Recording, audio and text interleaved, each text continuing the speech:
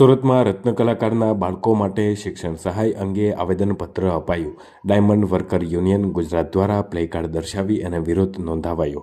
સુરતમાં 26,000 જેટલા રત્ન કલાકારોના બાળકો શિક્ષણથી વંચિત રહ્યા છે। 13,500 શિક્ષણ સહાય જરૂરી તેવા લોકોને સરકારે આપી છે તેવા ડાયમંડ વર્કર યુનિયન દ્વારા આક્ષેપ કરાયા છે। 26,000 જેટલા ફોર્મ હાલ રદ કર્યા છે તે જરૂરિયાતમંદ અને હકદાર લોકો છે। કલેક્ટર અને મુખ્યમંત્રી સમક્ષ હકદાર રત્ન કલાકારોને શિક્ષણ સહાય મળે તેવી માંગ કરવામાં આવી છે। મોટી સંખ્યામાં મહિલાઓ સહિત રત્ન કલાકારો પણ આ આવેદનપત્ર સમયે ઉપસ્થિત રહ્યા હતા। મારું નામ છે Bhavesh Tak, diamond worker union vice president. Surat collector કચેરી શું રજૂઆત? ગુજરાત સરકાર દ્વારા જે રત્ન કલાકારોના બાળકો માટે શિક્ષણ રાહત પેકેજની જાહેરાત કરવામાં આવી હતી, મેક્સિમમ 13,500, એમાં 74,000 કરતા વધારે રત્ન કલાકારોએ સુરતમાં ફોર્મ ભર્યા હતા।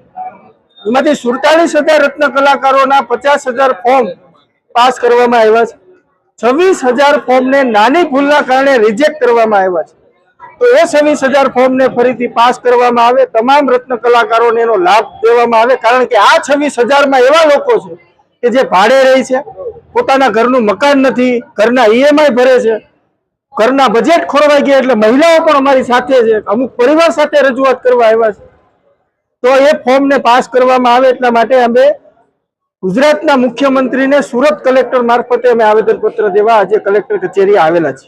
વાત કરીએ તો કેટલા સમયની લડત પછીનું એક આ સરકારે આપ્યું મોટી ઇન્ડસ્ટ્રીઝ માટે નાની જાહેરાત કહી શકાય। આ 3 વર્ષની લડત માટે 13,500 ની જે સહાય આપી હતી, સતત રત્ન કલાકારો અને ડાયમંડ વર્કર યુનિયન 3 વર્ષની સીધી લડત લડી, ત્યાર પછી આ એક નાની જાહેરાત થઈ। એમાં પણ 26,000 અરજીઓ રિજેક્ટ કરવામાં આવી। ખૂબ દુઃખની વાત છે, સરકારે સમજી જવું જોઈએ।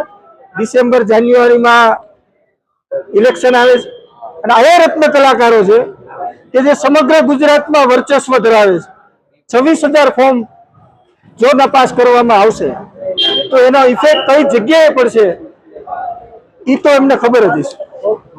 ચૌહાણ પલ્લવી, સુરત કલેક્ટર કચેરીએ શું રજૂઆત? જે આ ફી સહાય કરવાની હતી એ અમુક બાળકો વંચિત રહી ગયા છે, એના માટે અમે આવ્યા છીએ।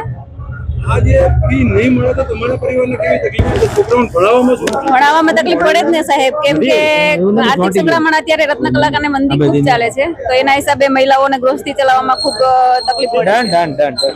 ફી નહીં ભરવાથી બીજી બધી કઈ રીતે અથવા શિક્ષણમાં છોકરાઓ ફી નહીં ભરવાય તો પહેલો પ્રશ્ન તો એ જ આવે કે અમારા બાળકો શિક્ષણથી વંચિત રહે, કેમ કે આ વર્ષે અમે ફી ના ભરીએ તો આવતા વર્ષે અમને સ્કૂલમાં એડમિશન ના મળે।